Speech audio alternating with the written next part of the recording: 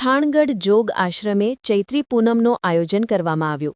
ચૈત્રી પૂનમ સૌરાષ્ટ્રમાં સૌથી વધારે મહત્વ ધરાવે છે અને ચૈત્રી પૂનમે ચોટેલા ચામુંડા માતાજીના ચોટેલા ધામ ખાતે ભક્તોનું ઘોડાપૂર ઉમટી પડે છે.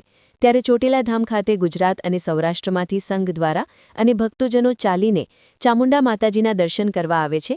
ત્યારે ચોટેલા ખાતે જાણે ભક્તોજનોનું ઘોડાપૂર નજારો જોવા મળી આવે છે અને સાથે સાથે ચૈત્રી પૂનમનું સુરેન્દ્રનગર શહેરમાં પણ ઘણું મહત્વ ધરાવે, કારણ કે અહીં હનુમાન જયંતી ધામધૂમથી ઉજવવામાં આવશે અને રાત્રિના સમયે નામાંકિત હનુમાનજીના મંદિરે ભવ્ય ભજનો પ્રોગ્રામો રાખવામાં આવે છે અને ભક્તોજનો ઉત્સાહભેર હનુમાન જયંતી ધામધૂમથી ઉજવણી કરતા નજરે પડે છે.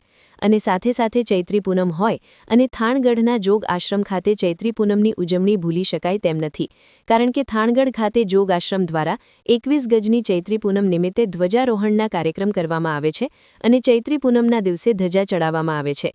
આ સમયે જોગ આશ્રમે ગુજરાતભરમાંથી જોગ આશ્રમના ભક્તોજનો ઉમટી પડ્યા હતા અને જોગ બાપુની જય જયકાર સાથે ધજા ચડાવવામાં આવી હતી. આ સમયે જોગ આશ્રમના ટ્રસ્ટીઓ દ્વારા 1200 પણ વધારે ભક્તોજનો માટે મહાપ્રસાદનું આયોજન કરવામાં આવ્યું હતું.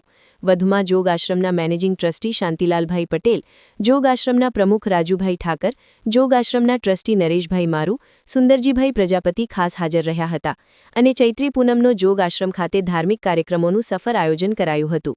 રિપોર્ટર ભરત દવે, સમય 24 ન્યૂઝ, થાણગઢ.